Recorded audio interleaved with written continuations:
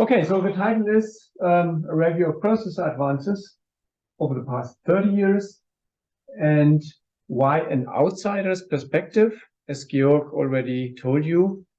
I'm not a computer architect. I'm not even a computer scientist. So that's why I'm an outsider. But I still have my opinions.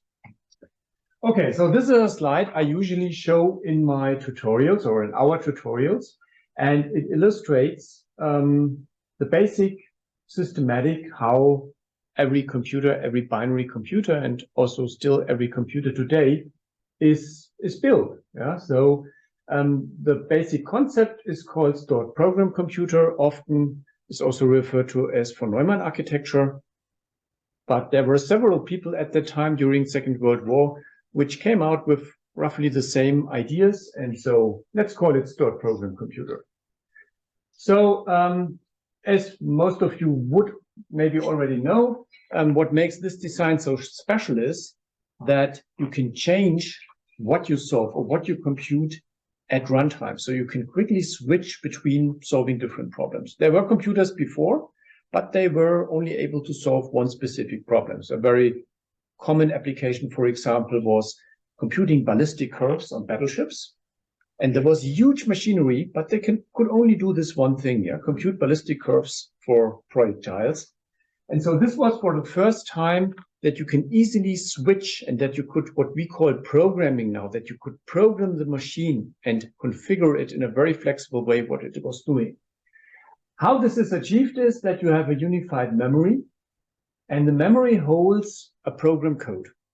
Program code are instructions, and those are just numbers, so that are equivalent to data. And in the machine, in the computing machine, there is a unit, a hardware unit that is able to interpret those numbers as instructions and then can instrument the hardware to do whatever you want to do. And there are several innovations that enable this design. I don't go into depth there. So the basic notion of work in this machine are instructions. And so the basic work is, or the basic resource is instruction execution. Yeah, so that's the primary thing. And then as a secondary thing, some of those instructions might require data that must be loaded from memory, and there is some dedicated load store unit. So data transfers from whatever designed memory is a secondary work because it is caused by instructions that require this data. And well, as you see, all data is binary. There, the motivation, well, is that there was some work by Maurice Wilkes, I think, in the 30s, and there he proved that you can solve logic and arithmetic by switches. Yes, you can express this by switches. And so to build this by switches and to do everything in this 1, 0 and 1 logic just makes sense. Everything runs at a fixed clock. And well, the reason why this design was so successful, because you can be sure when the first computers were built after the Second World War, this was one of a kind. Yeah, this was something very special. And it was not clear what this is good for. And even decades later, people were thinking, okay, rarely anybody needs that. As we know nowadays, everybody needs this, and not one, but several of them. And the reason, of course, is flexibility. You can apply this to any problem in any situation. And the second main thing not mentioned here is those things, those machines are crazy small. This is, of course, an engineering feat, yeah, that they were able to make this thing so damn small that you can put it anywhere. Yeah? So those two things, flexibility of the stored program computer, plus the fact that you can make it so small that you can put it anywhere, is the reason why our kind of world is dominated by this machine. Yeah. So this flexibility, of course, also comes for a price. And the price is that it's very difficult to decide how to optimize, yeah, how to make things run faster. So for the design, there are several concerns, and very important is who designs those machines and who builds them. Yeah. So often we think, why don't they build something better? It should be able, for my application, those are so small, why can't they do something better? And the reasons are that those are vendors from industry, and main focus of those vendors is, of course, to make money. Their focus is not on building the best possible computer. They want to make as much money as possible. And so they have certain boundary conditions that are maybe not related to computer architecture. Yeah? So, for example, they do things that are easy to do. Yeah, technical opportunities. So some things are just easy to do, so they do it because it's cheap. Then there are economic concerns. They must be able to build this thing for a reasonable price so that you can market it, that you can sell it. Yeah, you would be probably able to build a machine that is much better suited for certain application areas, but it would be very expensive. And so nobody would buy it, or not enough people would buy it. And then, of course, also, and this is something I want to follow up in this talk, is marketing concerns. Like when you are a vendor and you want to sell your chips, you have to have a way to communicate to your customers why they should buy those new chips. Most of those customers maybe have no idea about computer architecture. They have no idea how complicated this is and why this chip is now better. And so you need some simple message. I always say your grandma could understand to sell those chips, to motivate the people to buy your new chips. So the good thing in short program computers, there are basically three ways you can speed this machine up. So to increase performance, the most essential and then the core way to speed everything up, because everything runs at a fixed clock, is you increase the clock speed. By increasing the clock speed, just everything runs faster. Yeah? And this carried us for some decades. Then the second option is parallelism. Parallelism at a lot of different levels. And as you might know, this is the main strategy that carries us currently. Yeah? And finally, specialization. This is, of course, a very general purpose machine, but you could come up with execution units that are targeted as specific use cases. Yeah? Not just add and multiply, but something more specific. And that is also happening. Yeah? Very important for you as a software developer. Yes, it's most, but I would even dare to say any hardware optimization apart from increasing clock speed, put some assumptions against the software. They have to assume this, yeah? That's the problem with the stored program computer. Anything can hit this machine. The instruction mix can be arbitrary, can have very different requirements for the machinery. And so the hardware architect has to put some assumptions against the software. One example, caches. So what's the assumption of a cache? That if you access some subset of data, you will access it again, yeah? In close time. So that makes sense to put a subset of memory into a fast inner level cache. If you have a streaming data access, you do not fulfill this assumption, and caches even hurt. They won't help you anything. And a lot of other optimizations also put assumptions against your software.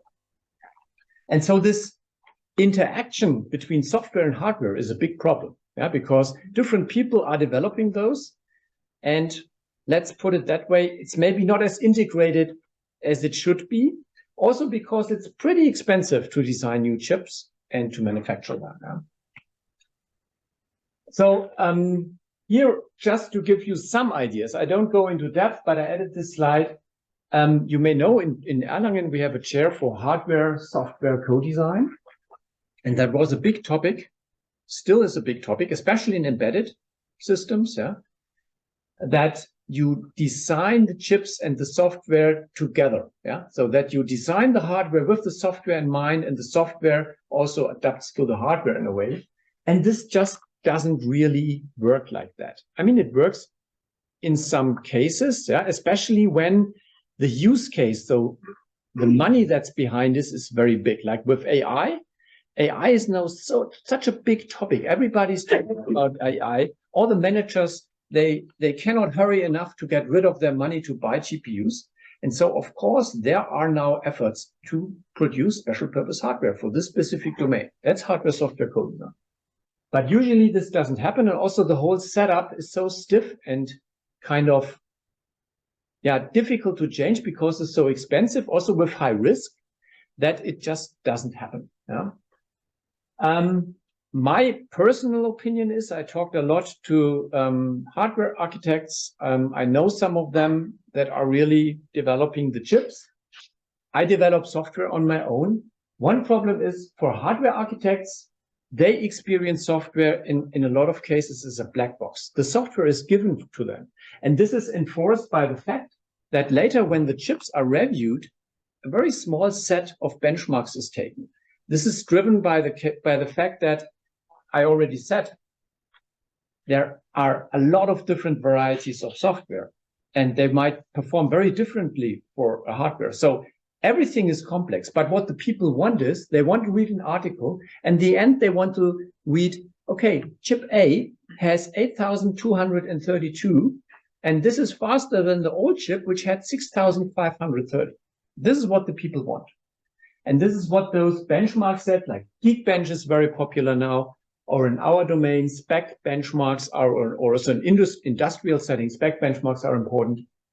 This is what those benchmark sets give you. Yeah, they give you a number. If this is relevant for you, if this really expresses what the chip brings you in innovation, this is completely open. But of course, it's understandable that the hardware architects have to have an eye on those benchmark sets, and they have to prove that their chip performs good in those benchmark sets, because later on their chips are reviewed and are judged about according to those benchmark results. And the same is the case on the other side. So for software developers, the hardware often is complex and intransparent machinery they don't understand, and they just have to live with it. Yeah. So, and there is little communication, it seems. Yeah. And well, maybe this improves now, kind of, when things get harder. We will see at the end of the talk if we are already at that point where other options, when we run out of options, we have to do something different. Yeah? And maybe we are at that point. I don't know. Yeah. But there is still, I think, a lot of opportunity here in hardware software coding. So this is just an illustration.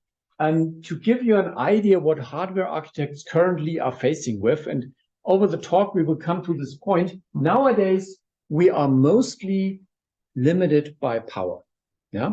How much power does the chip consume? And can you dissipate the power? Because a chip is mostly a glorified heating plate. Yeah. It just produces a lot of heat. And you have to get rid of the heat, otherwise it will melt down. Yeah. That's just physics. And here you see different solutions to this problem. Yeah, so you have current server chips, Intel Sapphire Rapids, you have AMD Bergamo, and you have one GPU, NVIDIA Hopper. And this is not completely the truth, yeah, but it gives you some idea. Those are different degrees of freedom. And you can see that the area that's consumed here is somewhat represents the power consumption. Yeah, so you have a given power envelope. And now you have to decide where do you want to spend this power envelope. And the strategies are, well, Intel, for example, has a more complex core. That's an option. You could have an increased frequency, like AMD and Intel. And that was interesting to me when I made up these numbers, that GPUs for a long time really had a really low frequency. But nowadays, especially when you compare it against SIMD operation in CPUs, GPUs are pretty much have the same frequency than CPUs. There is not much difference anymore. They also clock almost 2 gigahertz nowadays. Then there is, of course, the number of cores. That's also interesting. You can talk that NVIDIA doesn't call this cores, but at the end it's still cores. And that GPUs, CPUs, they over the time always have roughly the same number of cores. What makes a difference in GPUs, of course, is they have a very large emphasis on execution units, data parallel execution units, or in-step execution units. And this makes the difference. Yeah? So they spend more of their power envelope in execution. So now I go over the history just to illustrate where do we come from? Yeah, and where did this huge improvements in performance come from, and where are we now, and maybe where can we head, yeah, in the next time. So the first phase, and this was kind of started with those RISC workstations. Yeah, so you may know SGI, Sun, Spark machines, and there are a bunch of them, very different architectures in the beginning of the 90s. And so from 1990 to roughly mid of 2000, 2005, this was the era of the run for higher frequencies. Yeah? And when we look at the development, in the beginning, we started, or I started, I mean, you can go even further back in history, but I started in 1990 with the X486, and this clocked 33 megahertz. So this increase in clock speed was mostly driven by advances in instruction level parallelism. So I can't go into depth there, but this is a technology in the core that allows you to increase the clock speed, yeah, because things take less time, and so you can increase the clock speed. And of course, manufacturing processes. I go here, we start here with 1000 nanometer. So the next one was 6 years later, the Pentium 2 with 200 megahertz. And what you can see is quite interesting. At that time, the models were named as the frequency, because that was the main selling point. Yeah, the frequency, that was the main feature. And you knew when you bought a Pentium 200, it was faster than a Pentium 100. Very easy to understand. So this thing had 350 nanometer, consumed 15 watt. Next, 3 years later, and really in the second half of the 90s, things really accelerated. We had the Pentium 3 with 1.1 gigahertz, 180 nanometers, 33 watt. What's interesting here, because somewhat I was thinking, well, over the time when you improve the manufacturing process, you should get away with increasing the clock speed without increasing the power. But that was never the case. That was never true. TDP always went up. Yeah, so always went up already 30 years ago. So then the next chip I selected is in 2002, the Pentium 4. The Pentium 4 was something special for Intel.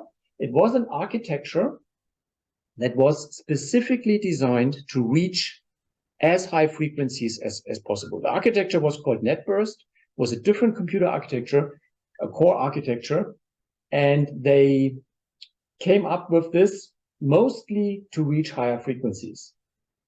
That was a bet that was not fulfilled, but at that time they still believed that they can do it. Yeah? So it clocked 2.5 gigahertz just 3 years later, and 130 nanometer, 61 watt. Then that was the high point of the frequency run, 2005, the Pentium 4 Prescott, 3.8 gigahertz. That is a frequency that's even by today's standards is acceptable. Yeah, 90 nanometers and a whooping 115 watt.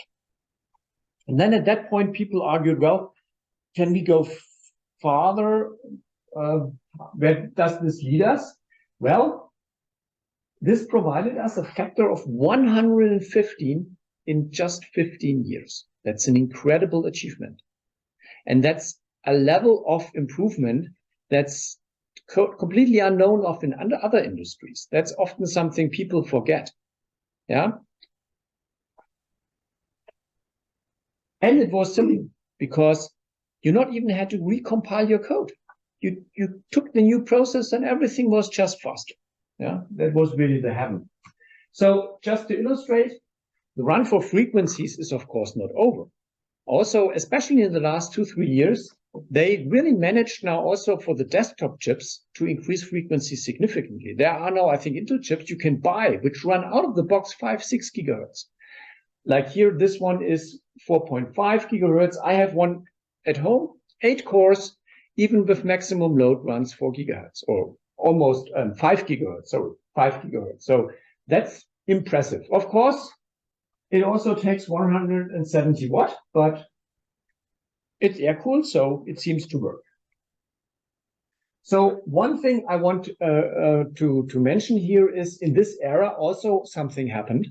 And this is that the Intel Pentium 4 introduced as the first mainstream chip double precision floating point SIMD, so data parallel execution units.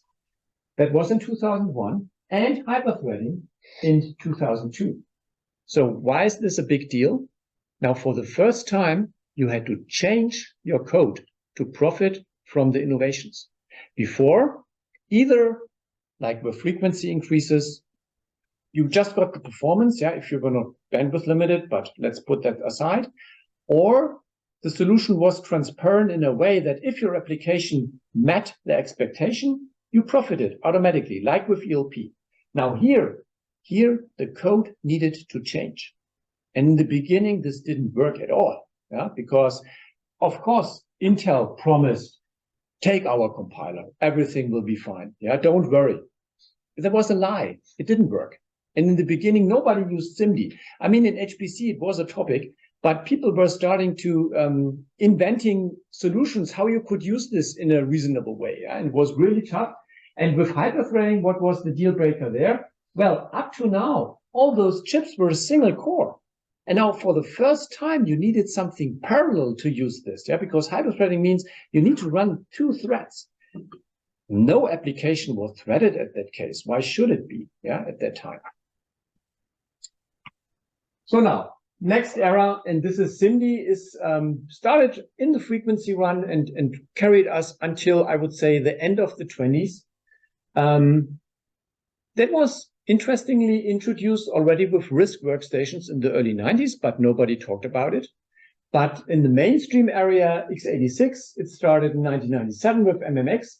And for HPC, it became relevant in 1992 with SSE. That was single precision, sorry, in 2001 with this Pentium 4, where they introduced SSE2. You can also see that there were different solutions there. So AMD in the beginning came up with some competitive instruction set extensions, but they dumped it soon, so it was not a success. Interesting is that they didn't, I mean, here they advertised it, yeah. For the Pentium, they said MMX, yeah, and they said everything is more colorful, the sound is better, everything is better, yeah, because of MMX, of course. But then here, when you look at this chip, or especially on the Pentium 4, they didn't advertise it at all, yeah. So they said here supporting hyperthreading technology, but there is no mention of SIMD. So at the beginning, they kept it low because they knew probably nobody could use it. Yeah. Here, this is a Nintendo GameCube. Yeah. I think they even called SSE in the beginning ISSE for kind of like internet streaming SIMD extension. Yeah, it was very unclear. Total bullshit, yeah, because the one application that SSE doesn't do anything for is probably browsing. That's the marketing thing. But you need really to. Interesting that they call this ISSE. You need to communicate this, and nobody understood what this is all about. Yeah. So why the GameCube here? Well, if you look at all those instruction sets, the one that probably has seen most code developed in is the Ultivec extension. Why that? Because of a lot of gaming consoles at that time used the power processor. So the Xbox 360 had a power processor, the GameCube had a power processor, and all those games, of course, were, yeah, optimized to the end, and they all used those features, yeah, to get the best possible performance. So now we start with what I call the game of factors. Yeah, this now we enter kind of the parallel era. And this is how is the single core performance, double precision floating point, how does this come by? And what are the drivers? Yeah, because that's another thing in industry, when you have something, and remember, they want to make money. So if you have something, if you develop something, you want to be able to drive it over several model generations. Yeah? You want to make money of that without the need to reinventing the wheel all over it again. Yeah. So now this is starting with Nehalem in 2009. And so there is one thing you can see in this multi-core era, the frequency goes down and then slightly up again, but it roughly stays at the same level. Those two here at the end, we will talk about it at the end, but let's stick here with the x86. The first factor is the superscalarity. What does that mean? Those are the number of floating point execution units. and superscalar because they can be used at the same time. Yeah, so a code can use both execution units. This is a factor of 2. Then we have the FMA factor. That's the fused multiply add factor. And there you can see this is, you could say, a special purpose instruction. It performs a fused multiply add, so a multiply and add operation in one instruction. And this is something you can pull off once. Yeah, that happened at Intel between Sandy Bridge and Haswell. Then you have the SIMD and the SIMD width. Yeah, so data parallel execution. Execution units can do more than one operation. How many operations depends on the width of the execution units. And as you can see, this number here is the operations per instruction for double precision floating point. This was a main driver until Skylake for Intel. Yeah, so Intel increased this from Nehalem to Sandy Bridge, and then again from Haswell to Skylake. It was always a factor of 2.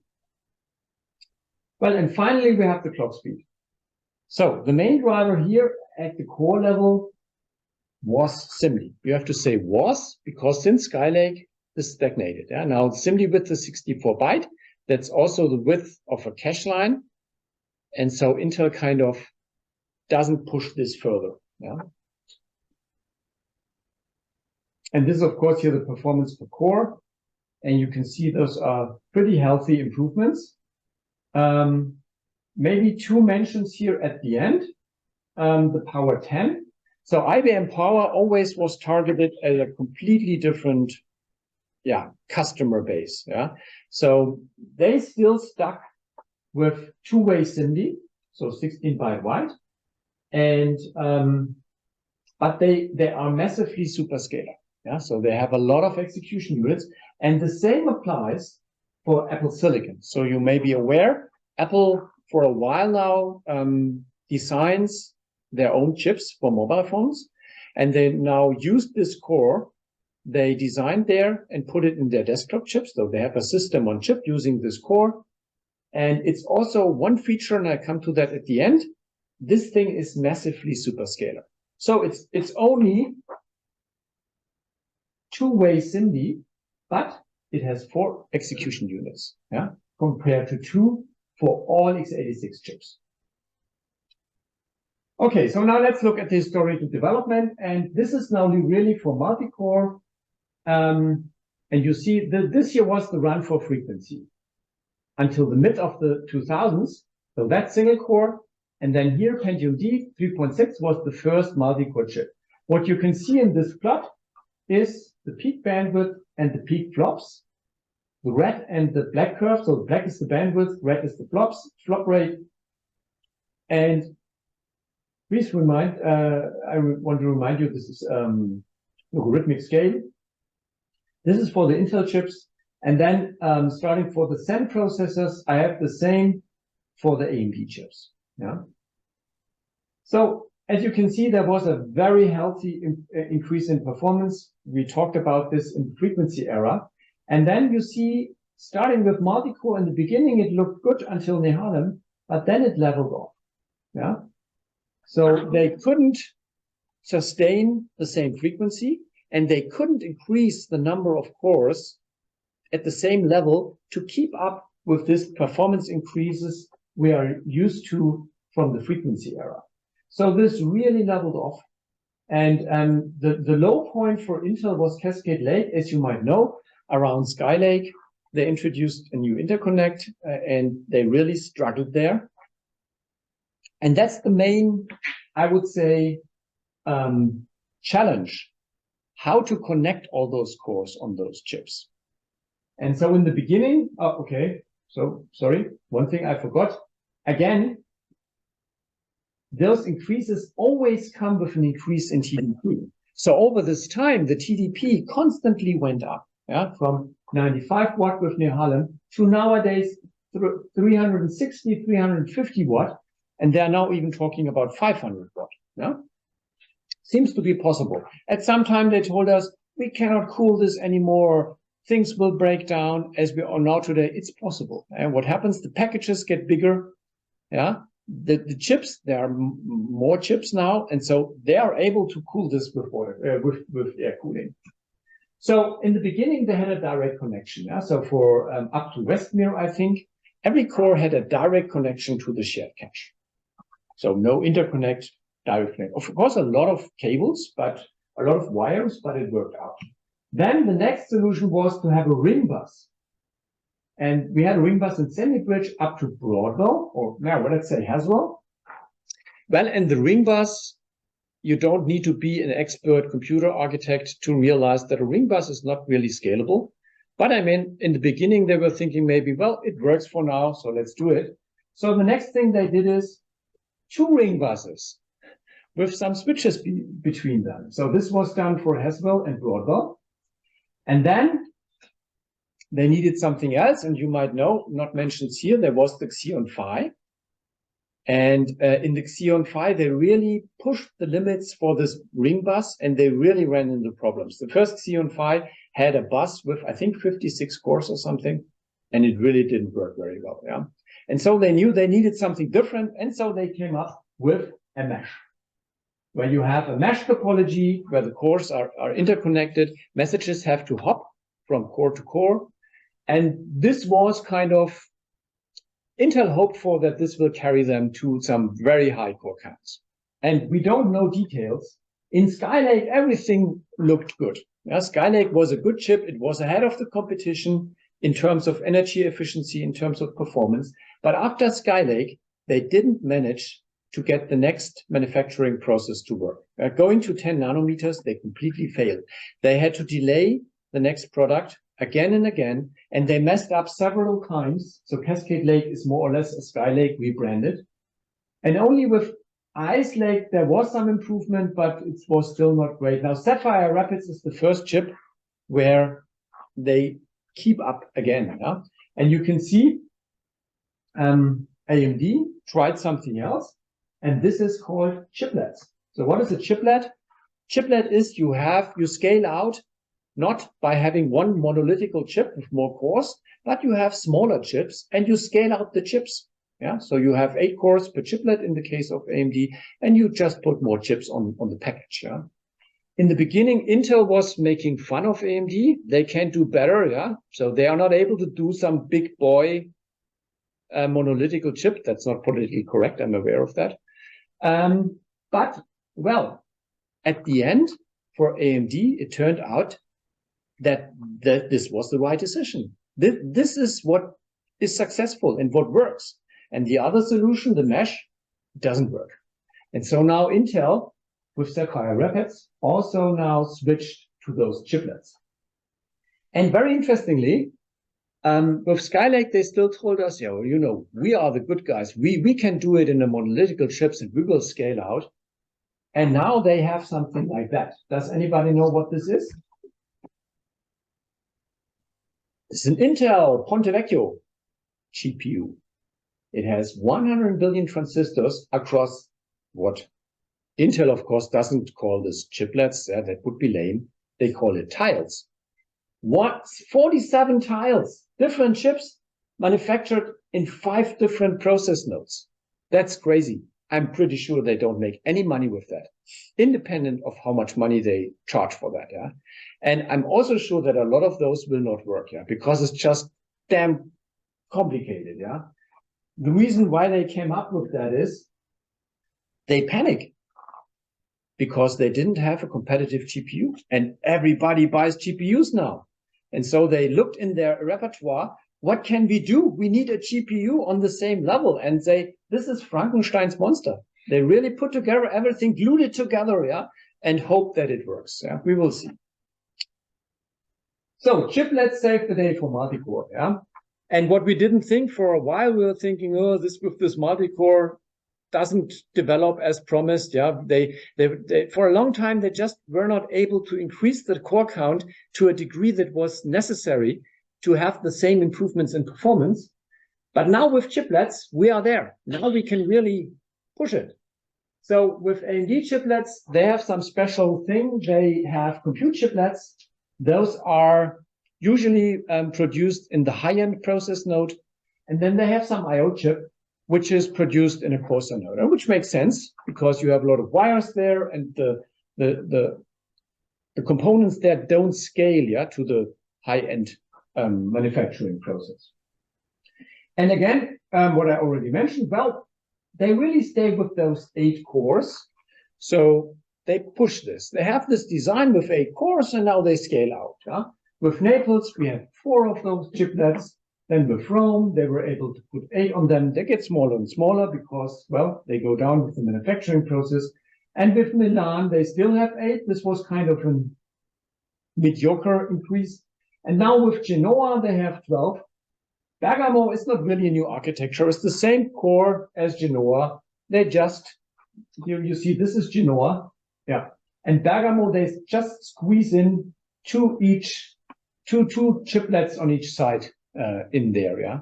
So Intel Sapphire Rapids is the first design from Intel, also using this chiplet design, what they call tiles. They choose a bit a different route. They have a different way how to put the chips on the package, on the substrate, and the more advanced way. Also, they put the I/O stuff on the compute chips. So they have 4 tiles, 15 cores each, but the core density is worse than in the case of AMD. It's also said that the Intel core consumes a larger area on the chip than with AMD. And well, here when you ask me here, I would say, yeah, dude, you can put more of them on here. There is still space. Not so much here. Yeah, this already looks pretty cramped. Of course, the package here is bigger. Yeah, I think that's also a reason why chiplets are so successful. You distribute the heat, yeah, more evenly. So the heat sources are more spread out, and you have a larger area to dissipate the heat. The area is bigger. And also one thing, and I'm not aware, I don't know exactly why this is. It seems also that today's chips are more tolerant against heat. For example, for a hobby, I sometimes overclock my chips at home, and there are 70, 75 that were always when you got around it, it got unstable. Today's chips, Apple, for example, they run their chips straight into 100 degrees. And of course, the higher the temperature, the larger the delta T, the more heat you can dissipate. Yeah. So that also is a reason why they can dissipate more heat nowadays. We have to talk also about the clock. Yeah. Why about the clock? Previously, processors had a clock. You bought them with a clock, and that was the clock you got. Yeah. Maybe they could underclock when you didn't utilize them, but usually you reach that clock. And this changed, yeah, roughly around, I think, I don't know Haswell, but for sure, Sandy Bridge or Haswell were the first processors where we had this underclocking. What does it mean? The processor can dynamically overclock. That is one thing. Yeah, so it can clock beyond the nominal clock with which you bought the chip. And the motivation is clear. When you have a sequential workload and you buy a new chip, your code gets slower. You for sure don't want that. That means if you do not use the whole chip, the engineers, they don't give you the full TDP, but they give you a large amount of the TDP. So they overclock the chip and give you, therefore, a better performance if you don't use all of the chip. So that's a good thing in general. The problem is, first of all, there is no guarantee. So here in this plot, you see Skylake. The upper line is what you can query from the processor. That's really the turbo mode limit. And this is not guaranteed, but valid for SSE or sequential code. And the dots are measured with LinPack. Yeah? So that's running LinPack for a while. You really have to heat up the chip to get to the lowest frequency.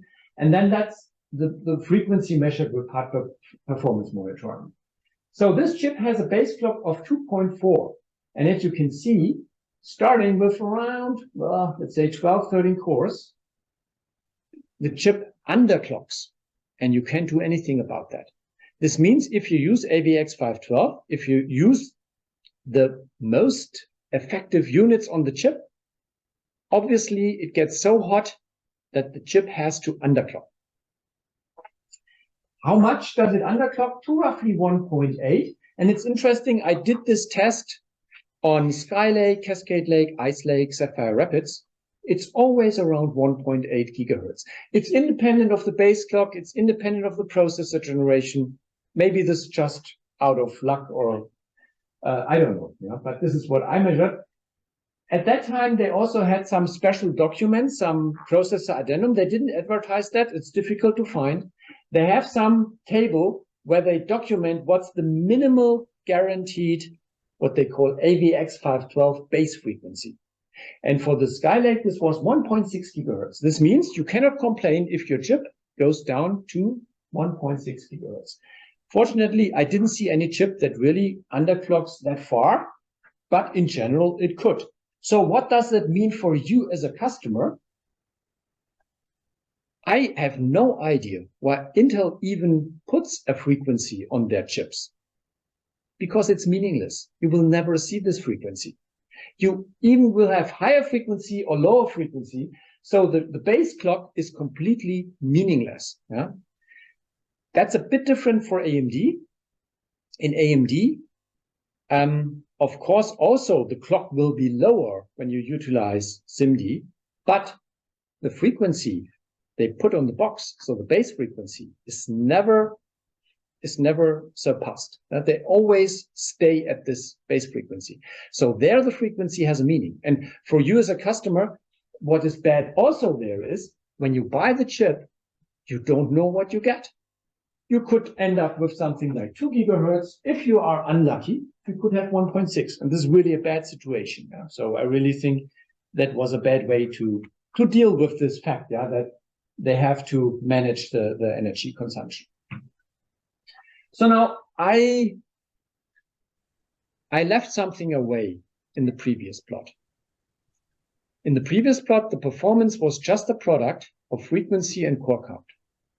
And what I left away are those features, FMA, SIMD. Now here is the same plot with SIMD.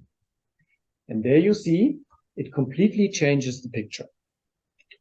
So not multi-core enabled the advances, but SIMD did.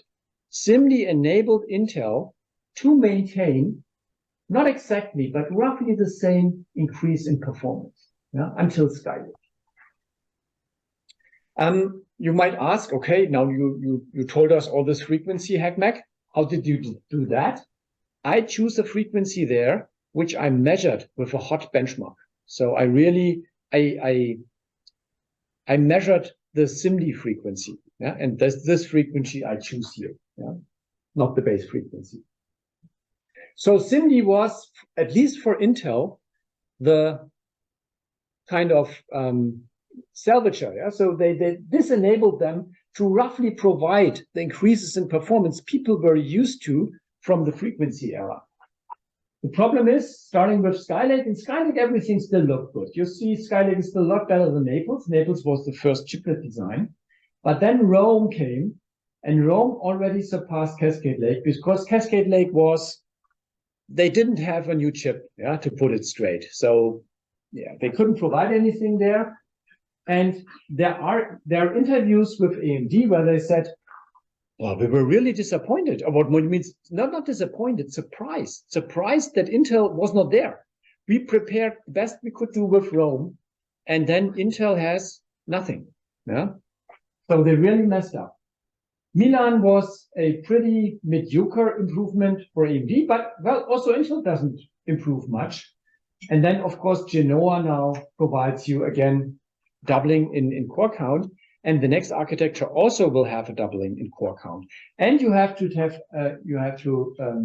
take into account this is all without SIMD, without 64-byte SIMD. So Intel has a factor of 2 advantage through their SIMD. AMD can still pull this off. We will see if they can do this with the same frequencies, but this is something that will come. They advertise it for the next generation, and I'm really looking forward how they can deal with that, using their chiplet technology. With bandwidth, it's roughly the same. As you can see, also AMD is a bit ahead. That's unfortunately one thing I didn't mention before. In the previous plot, let's go back to that, because in this era, especially in computer science and scientific computing, all people were talking about the memory wall.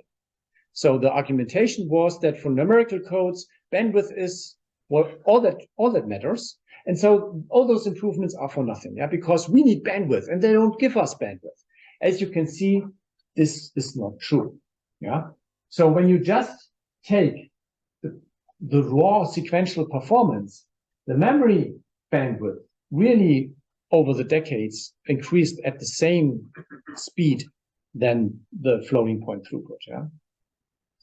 Of course, with SIMD, there was a gap opening up, but since Skylake, they pulled this off now, and we are done with that. Now we again have the same increase in performance, yeah, for flop rate and bandwidth. Okay. So here are the steps. SSE with Pentium 4, the step is the increase here. Then AVX with Sandy Bridge, FMA with Haswell, and finally AVX 512 with Skylake. Well, more off game with factors, as you might know. This is the way to go in computer science nowadays. And now we're looking at the complete package. Yeah, so now we have the same factors here, but as an additional factor, we have the number of cores. And because that was also a thing when we went for the next exascale computer, they were all talking about power, and everything was, can we stay within the power envelope? And we have to do everything more energy efficient and so on. And so the last column here is the gigaflops per watt. Yeah. And as you can see, when you just look in the beginning on the Intel chips, there was some pretty good increase in energy efficiency, and Skylake was really good. And Skylake was the high point. As you can see then, it took AMD and Intel really a long time. Even Intel Sapphire Rapids is less energy efficient than Skylake was. Yeah. So Bergamo is the first chip that can surpass Skylake in terms of energy efficiency. You can see Apple Silicon, of course, is designed for mobile. You cannot really compare it, but still, I mean, it is 50% better. Yeah, but of course, it's not comparable. I admit. Yeah. And what is now the driver here? This is now the true multi-core era. Now we really enter the multi-core era, because now the driver, now the thing that drives the performance is the core count. Yeah. So we have 32, 64, 128. They can really maintain this factor of 2, because what we are searching for is this factor. We want a factor, factor of 2. And well, they already announced we will get this 256, and we will see how far we can push it. Now, what about main memory? What's the point there? And it's the same game of factors, but different. So what you have there is the bandwidth is made of the number of memory interfaces times the number of memory channels times 16. This is out of DDR. Take it as a magic number, times the frequency of the bus. And there, the same principle is true when you have a building block, scale it out. Yeah, that makes sense. This is economical. And so this is what happens. AMD, and here 3 examples. Genoa, 4 interfaces, 3 channels each, DDR5, 4800. There you see this nominal runs with 2.4 gigahertz, 460 gigabytes per second. That's some impressive bandwidth. I remember my PhD instructor, Professor Rüde. We discussed, because at that time, Pentium 4, we struggled to get 4 gigabytes per second out of theoretical 6.4. And the GPUs had 25. And he argued with me that we will never get to this bandwidth. And because of the wires, you know, you just can't get enough wires in there. Yeah. I have somewhere the number. I think how many pins has AMD chip? Who knows? I told it in the lecture. I think 3,000 or even more. Sapphire Rapids, 307, 4 interfaces, 2 channels each, same memory type. Apple M2 Ultra, so Apple also does play the same game, nothing different. So it's also DDR RAM. They put it kind of on the chip, yeah.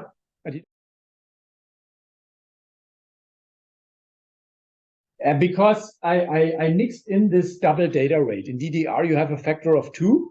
So the original package is 8 byte, and so I fused this to 16. Yeah, that's all. Yeah. So in Apple M2 Ultra, you have 4 interfaces with 4 channels each, highest spec, low power DDR5 running with 3.2 gigahertz, 820 gigabytes per second. Wow. Yeah, in a notebook. That's impressive. Okay, so now let's look a bit on memory development. Single thread memory bandwidth is something we always talk about. I don't know if it's relevant, but we like it. So what we do here, and this is the bandwidth benchmark, you can download it from our site. So there are different operations increasing the streams. We have 4 different architectures: Intel Ice Lake, Intel Sapphire Rapids, AMD Genoa, and Apple M2 Pro. And well, the first thing you can see is the Intel chips have a pretty low single thread bandwidth. And this is really independent of the generation. So all Intel chips had something roughly like that. It was even lower. Now it's around 20 gigabytes. It doesn't depend on the data access pattern, and they didn't improve much of it. We know roughly why this is. And up to now, they argued it's not a problem. Hey, you have all those cores to scale out. And there is now the Sapphire Rapids with HBM memory. And guess what?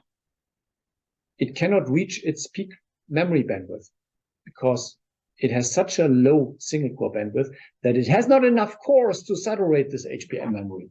We told them years ago, but they don't believe us. I mean, we are not even computer scientists. How should they believe us? Well, AMD is a bit better. So they always had some healthy, almost 50 gigabytes per second single core bandwidth, but really very, very high bandwidth out of DDR is Apple M2 Pro. They reach 50% of their total bandwidth with a single thread. For Apple, this makes absolutely sense. Why? This thing is designed for a mobile chip. Most workloads in a mobile chips are sequential. And those cores, those performance cores, were designed for race to idle. Race to idle is the primary concern there. And so for a single thread to consume as much of the bandwidth as possible allows it to sleep very soon again. So that a single thread can consume as much bandwidth as possible makes absolutely sense in their setting. Yeah? I mean, in our opinion, it also would make sense for the others, but well, who cares? One question. Yeah. Is the M2 really so bad at read-only, or is it a problem? That's a compiler problem. It's a compiler problem. There was with the system clang, and I measured with some other clang. That's just bad code. Yeah. Yeah. Okay. So now total memory bandwidth for the package. There's not much to say. As expected, I write here the efficiency. So what fraction of the theoretical peak bandwidth can be reached with a benchmark? And you see they are roughly in the same ballpark. So 48 for the Ice Lake, 83 for the Genoa, even with this complicated topology. Then 88 for the Sapphire Rapids and 89 for the Apple M2. So they are all roughly in the same ballpark. Of course, with the absolute bandwidth, well, in the server area, AMD is far ahead of the competition. Yeah, of course, Apple has this Ultra chip, but this is not relevant for us in HPC. And well, the Apple bandwidth is at the same level than a previous generation Ice Lake, which is impressive for a mobile chip. Yeah. Now we come to the last era.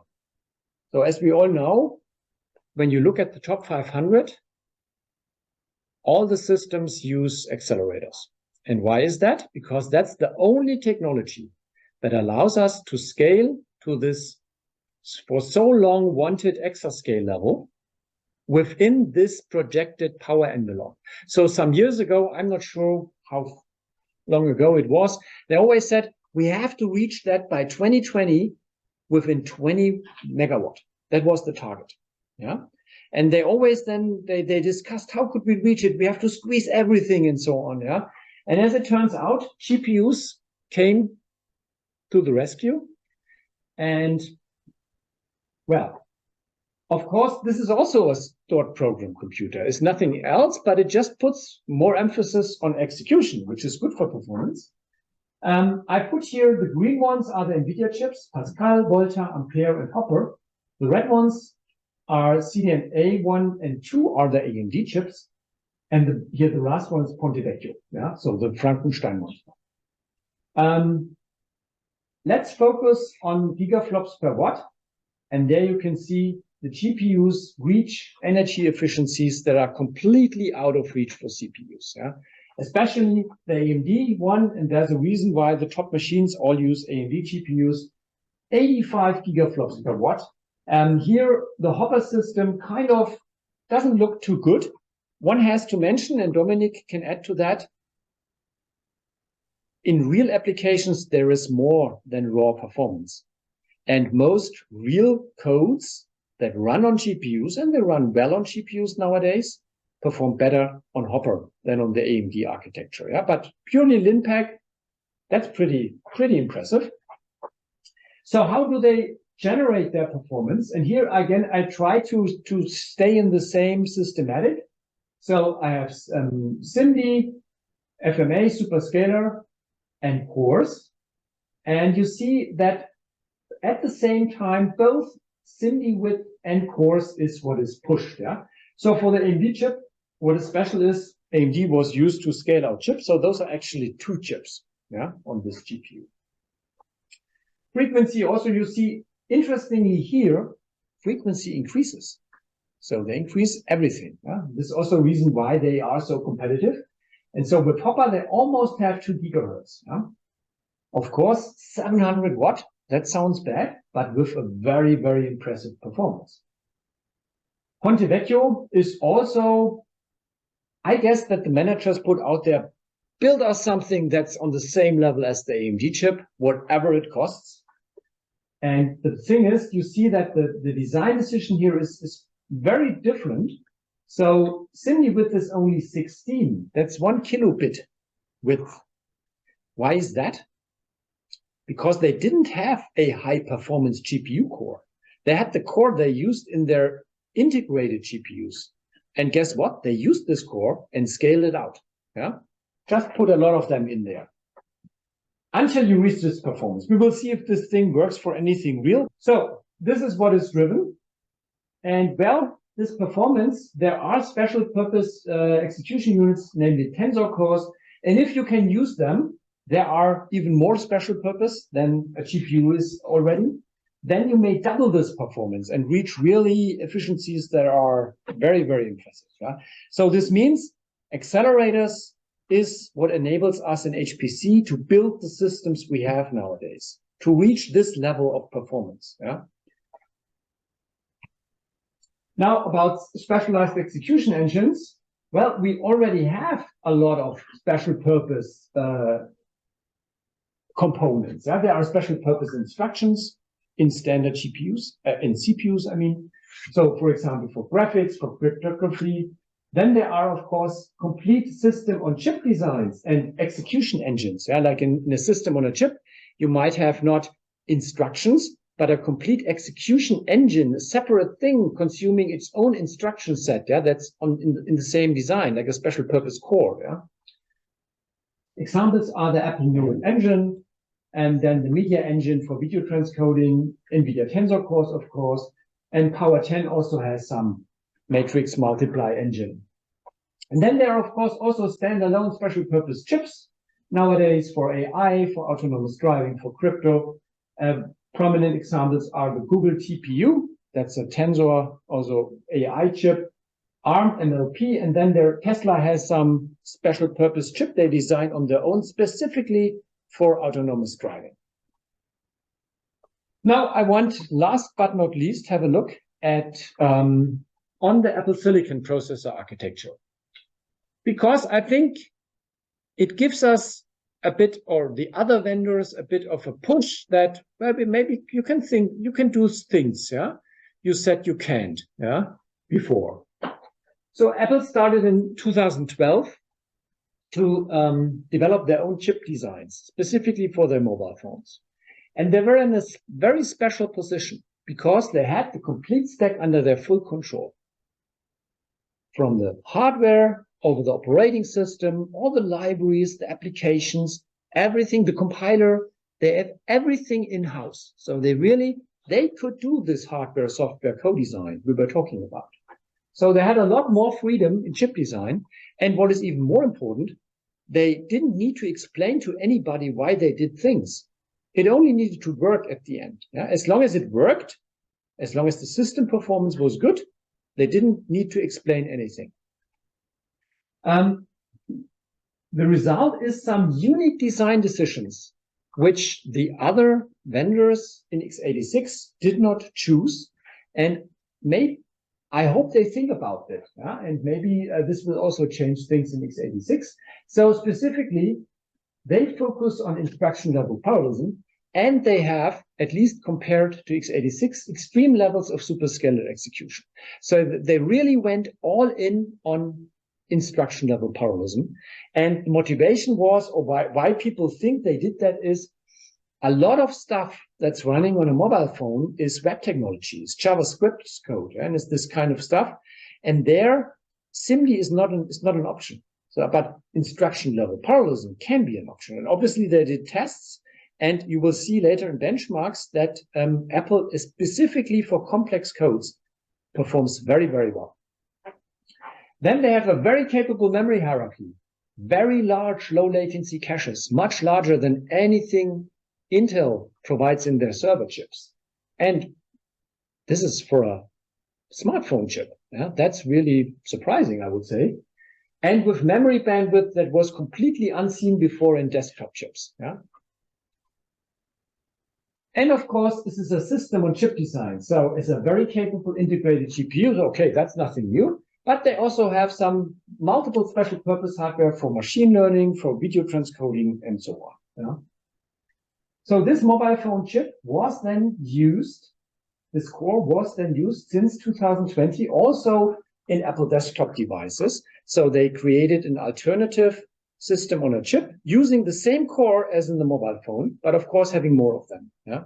And this is true for the M1, the M2, and the M3. Always first the iPhone chip is released, and then shortly after that, the desktop chips building on the same core will be released, but it's the same core. Let's compare those two and let's see what the differences are. Of course, core count, well, in a mobile phone, it doesn't make sense. Yeah? So I admit it's difficult to compare because they both target completely different areas. It's still surprising with what solutions Apple came up for their domain. So in terms of frequency, Apple is, by today's standards, if you compare it to other desktop chips, moderate. Now the M3 seems to clock higher, but the M2 was moderately clocked compared to others. But the memory hierarchy, this is what really is surprising. You might know, Intel stayed for decades with a 32 kilobyte L1 cache. Well, with AVX 512, one instruction consumes 64 bytes. So when you have streaming data access, you really consume this L1 cache very quickly. And so they increased the level 1 cache size moderately to 48 kilobyte. The level 1 cache in Apple Silicon is 128 kilobyte. That's really surprising. A very big level 1 cache at a very low latency. The latency is lower than for the small L1 cache on the Intel chip. The instruction cache, the level 1 instruction cache, is even bigger. Yeah, of course, for this massive instruction level parallelism, this probably makes sense. Then they have L2, a massive 32 megabyte for the performance cores, shared L2 cache with a very competitive 17 cycle latency. That's the same latency as the tiny 2 megabyte cache on the Intel chip. So that puts them ashamed because they always argue, well, when we make it bigger, it also gets slower. Yeah, but obviously it's possible to build a larger cache with good latency. This 4 megabyte is for the efficiency cores. Yeah, so I did mention it has some asymmetric cores, it's performance cores and efficiency cores. The difference between those two is roughly a factor of 2. So it's not that the efficiency cores are complete crap. They are competitive. It's a factor of 2. Yeah. Well, bandwidth, I already mentioned that. Of course, single core bandwidth is very, very good compared to superscalarity. Overall, with Apple is 8 and 4-way superscalar. So it can throughput 4 floating point instructions per cycle compared to 2 on the Intel chips. The SIMD width is just 2, so 16 byte compared to 64 byte. This means that here on the SIMD front, Apple has an advantage of a factor of 2, yeah, for Intel. On the load store side, also very wide execution, 3 loads in 1 store. So essentially they have 2 load units dedicated in 1 store unit and 1 unit that can do either loads or stores. That allows them to fully fulfill a pattern of 3 loads in 1 store, or, and this is important for copy operation, 2 loads in 2 stores. Yeah, that's pretty good. So now let's look at some measurements. I have here the Schönauer triad that, by accident or not, pretty much fits perfectly the load store ratio of the Apple chip. And I compare 3 different chips, the M2 Pro, that's my Mac Mini at home, then the Intel Ice Lake, and the Sapphire Rapids chip. And well, I scale out the dataset size and I measure the bandwidth. Yeah, or in this case, the performance. Yeah, but it's this benchmark is purely bandwidth limited.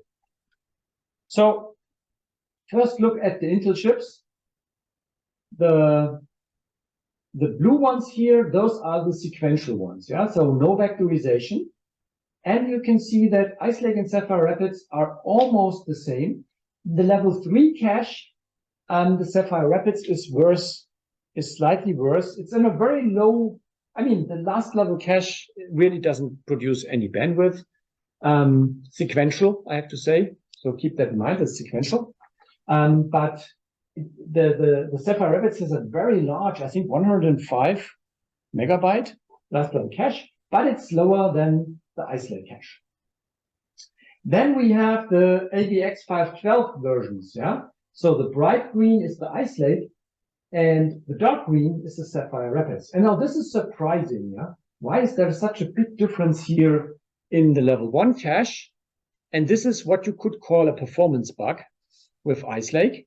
It was advertised that it can do 2 AVX 512 loads per cycle, but it only could do 1. And now Sapphire Rapid fixes that, and therefore you see this roughly factor of 2. And you see you have this very good performance in L1, but the L1 is small, and then you have a steep fall down very deep into the L2. And then L2 is, well, it's a factor of 4. Yeah? It's really bad. And then the L2 cache on Sapphire Rapids, of course, is a bit bigger than now. But then you have another steep decline into the last level cache. And last level cache to main memory, this really doesn't make much of a difference anymore. Yeah? So the last level cache for us, at least when you are when you need the bandwidth, it's not a target cache. So now let's look at the Apple chip. The red line is without vectorization. So it's a factor of 2 better in L1 cache than the Intel chips without vectorization.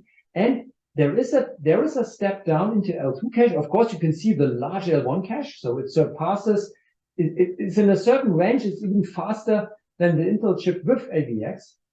And then it drops down, but it's not as steep as for the Intel chips.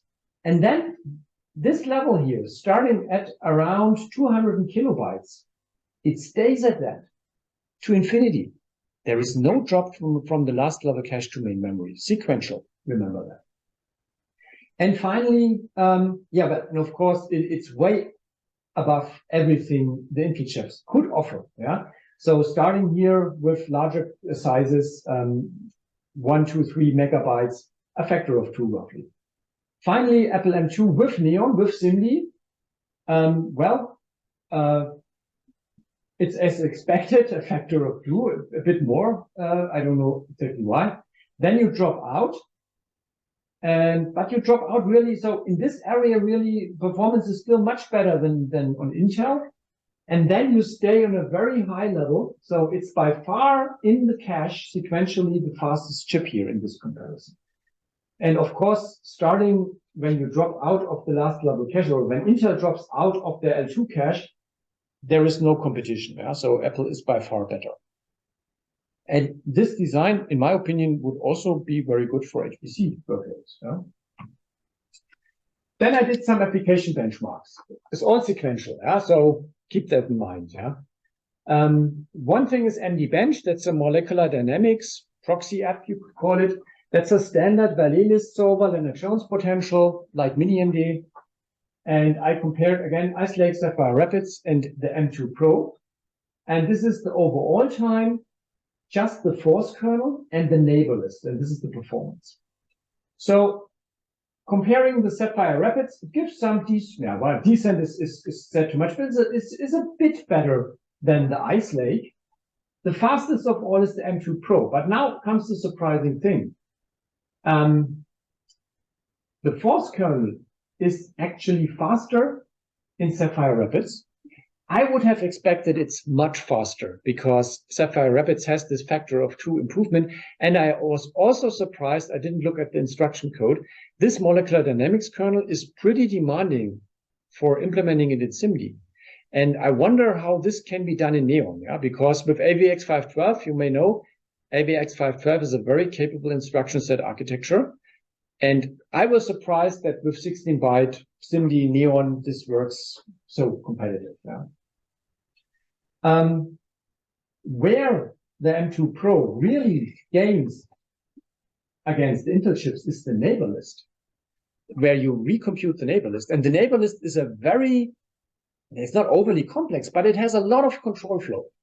And especially for this code, where there is a lot of control flow, complex, not much arithmetic, mostly data shuffling. Yeah, and this thing runs mostly in cache. It outperforms the Intel chips. Well, and for this is here a standard CFT solver, 3D, Navier-Stokes solver on staggered grid. Final differences also, as expected, I would say, it is better because of the better bandwidth. Yeah. Now, last but not least, I hope you stay with me. I have too much time. I know. Oh, yeah. Yeah, okay. You can go home if you want. Some notable success stories and failures. And by accident, this is the failures are Intel and success stories are AMD, but I can't help it. This is how it is. And I picked the Itanium. That's one thing you may know. In the beginning of the 2000s, the Itanium was one bet. The design mainly came from HP. Intel built it, and it was advertised as a new thing. And Itanium was the time when I did my PhD. I really liked the architecture. And I think it was terrible that it just was the wrong time for it. Yeah? Because at that time, you had those huge improvements because of SIMD, because of frequency increases. And for some reason, Itanium just was not competitive. Itanium main focus was in instruction level parallelism. Yeah. And it was a very innovative, interesting architecture. But at the end, it was a failure. When I looked it up in Wikipedia, I was very surprised because around 2005, 2004, 2005, and this is actually the LRZ machine. So LRZ has a very large Altix installation with Itanium. It was clear that this was a failure, but they built this thing until 2020. I think for Oracle and for HP. So Intel had some contracts. They needed to build this, because they're in their mainframes, whatever, they needed those chips. Then the second thing is Xeon Phi. Xeon Phi was the first attempt. Intel already several times tried to enter the GPU market. And Xeon Phi was their first attempt to go into this accelerator and GPU market. And as we all know, it was not a complete failure because a lot of things they developed back there went then into their Xeon mainline. Yeah? But just the chip was not extreme enough to compete against the standard multi-core chips. It just sat between a multi-core chip and a GPU. Yeah? So it was not general purpose enough to compete with the server chips, and it was not specialized enough to compete with the GPU. So it just was the wrong compromise. But well, some of the technology, like the AVX 512 instruction set, was initially implemented on the Xeon Phi. Now the success stories. Well, CC Numa. That was the first time with Opteron where AMD gained a significant market share, yeah, because they solved this dilemma with the main memory bandwidth by scaling out memory interfaces, and even more important, by putting the main memory interface onto the chip. Yeah, that was also the main thing. Before it was in some external chip on the main board. And well, then now again, 2017, the same story with the chiplets. And this comes with two things. First of all, this decision to use chiplets instead of a monolithic chip. And also what plays in their cards, that they went fabless. They produce their chip at TSMC, and they have access to the highest end manufacturing technology with no risk. Whereas Intel struggle themselves with very high risk, very high financial risk. And at the end, well, you could argue, well, but they have to pay for it and so on. But at the end, also, this was a good move to go fabless. Yeah? Because obviously, because of mobile phones, I think TSMC, and also pushed by external customers, they were pushed harder to improve their process than Intel, which only internally were driven. Yeah, so I think that also made a difference. Yeah? So now that's the end. And so my prediction for the future, I think that the current technology, and what is the current technology? More cores. José Moreira, computer architect at IBM, he said his motto is more cores. Just give me more cores. We'll solve anything. So I think that more cores will be good for another 2 to 3 more iterations. So I think they will push it to 512, maybe even more cores. I think that will happen over the next 2, 3, 4, 5 years, maybe. Depends. Then this quote, what do you think? Where is this quote from? Where did I get this quote from? Apple's CPU development has run out of steam. Apple's improvements to the CPU cores have been marginal for years now. Intel. No. Obviously, this is a person who doesn't know what he's talking about. Yeah. It's Heise. That was published on Heise. And what's the problem there? The problem is, the question is, we got so used to improvements in factors. Factor 115. We throw around with factors. Factor of 2, 8. Yeah. But maybe this was an anomaly. Maybe this was a very special purpose that this worked out. And maybe this is over now. Because if you look at other sectors, at other industries, nobody has improvements there in factors. You don't ask for your car, you know what, now I want to go 1,000 kilometers per hour. And why do I still take 7 liters per 100 kilometers? There's no improvement at all. But nobody complains. They still buy the new cars. So we just got used to those improvements in factors. And maybe we have to accept that there is an end to this. Yeah, we will see. Yeah, that's the end. Of course, there are a lot of aspects I couldn't touch or only slightly touch. Important other points, hardware, software, co-design. I had a slide. The software ecosystem and the social aspects is also very important. Like the success of NVIDIA, for sure, is also rooted in their investment, long-term investment in their software ecosystem and in growing a community around their chip and solutions. Then performance robustness is an important thing. So how easy is it to get the performance? You may know one thing I didn't mention is the IBM Cell processor. That was a very special purpose processor. That was the chip in the PS3, was also used in other devices, but it was really complicated to program. And gaming developers complained that it's so complicated to get performance out of it. So performance robustness is an important thing. Yeah. And finally, one thing that really hits us the last several years, performance degradation because of security exploits. It's not much talked about. And you may know there was now this downfall exploit. And downfall is an exploit where essentially the gather instruction is exploited to read out memory, which you shouldn't read out. And there's a firmware patch to make up for this exploit. And molecular dynamics codes, and this is a very important application domain at our site, are benchmark is more than a factor of 2 slower with this firmware patch. So all those advances, all those engineering things they put in there, wiped out in one firmware patch. That's kind of depressing. And I hope that they will kind of find a solution to that. Because still new exploits pop up. So it seems it's difficult to really make the hardware bulletproof in terms of security. And I don't know. It would be interesting to see how other sites deal with that, because I mean, a factor of 2 to 3 slower for a lot of important applications is something. You bought this chip and now you fall down to performance that is 3 generations ago. Well, and that's it. Well, some of it can be fixed by recompilation, right? Sure. You just keep the compiler from using gathers. Yeah, but the gather the gather enabled also bad compilers to produce SIMD vectorized code.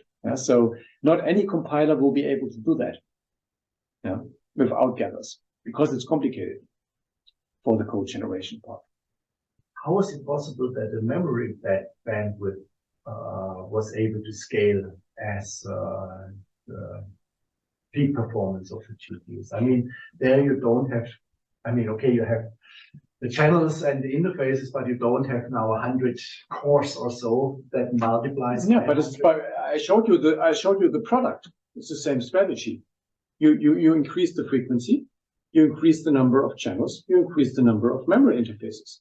Yeah, but and as long channels and the number of interfaces is by far not comparable to the number of cores that you're going. But combined, the number of floating point units and so on. Yeah, but you saw in the graph, combined those factors, because you increase all 3 factors and combined. I mean, that's a good thing about products.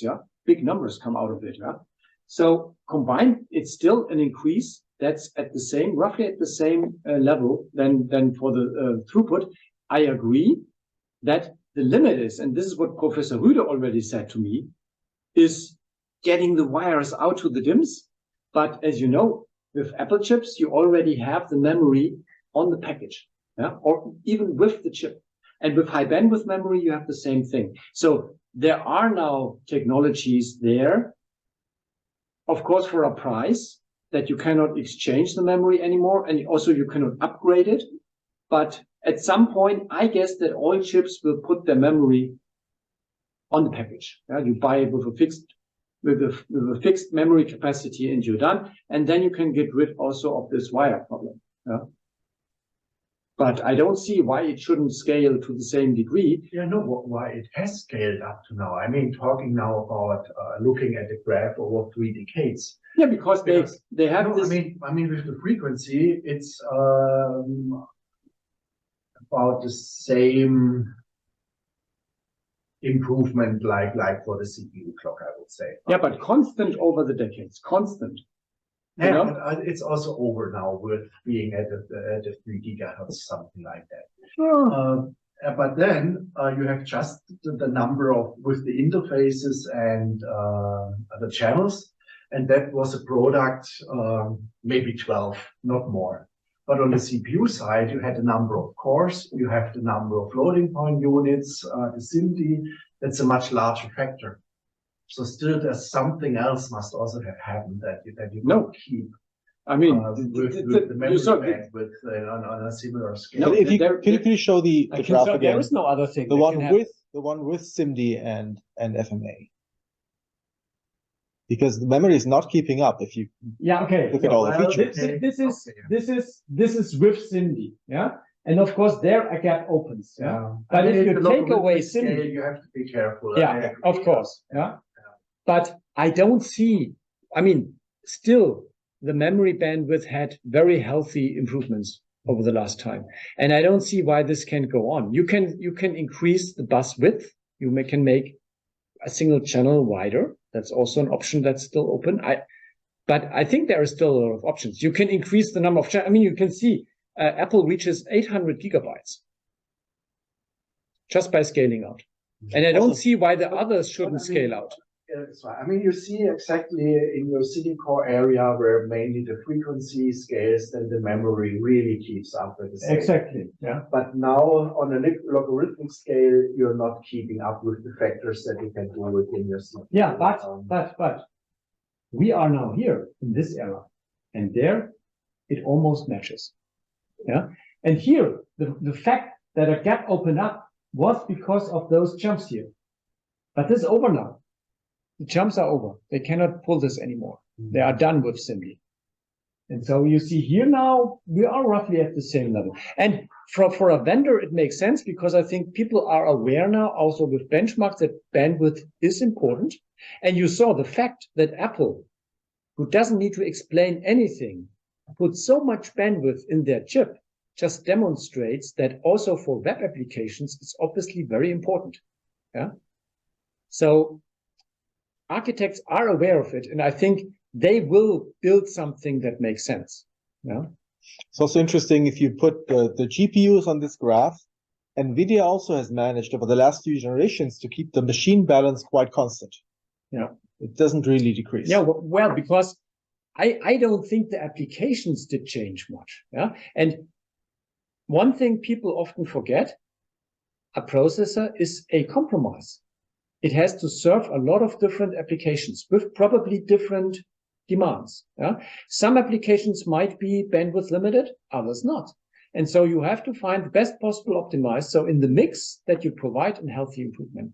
And that was at the memory wall, something I argued always is why you look at the peak flop rate. That's an aspect of the architecture that's completely irrelevant for you. Look at the bandwidth, and there is a very good bandwidth improvement. So why you complain about the peak flop rate? That's some part of the chip you should forget. Yeah.